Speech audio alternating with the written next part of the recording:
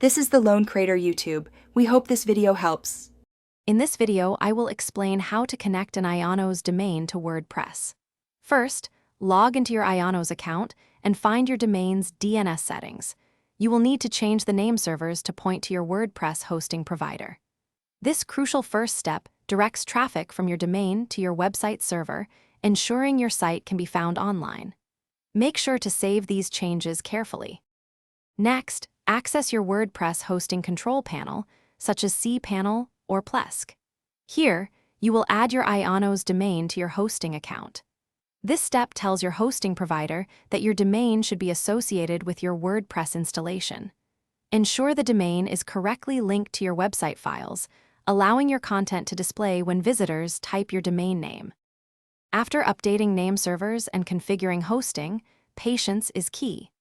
DNS changes can take up to 48 hours to fully propagate across the internet.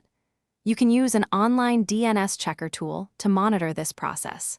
Once propagation is complete, type your domain into a web browser to confirm your WordPress site loads correctly, indicating a successful connection.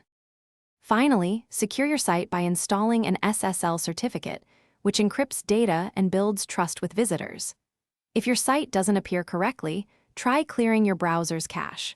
For any persistent issues, do not hesitate to contact your WordPress hosting or Ionos domain support teams. They can provide specific guidance to resolve complex connection problems efficiently. Thanks for watching. Consider subscribing if we helped you.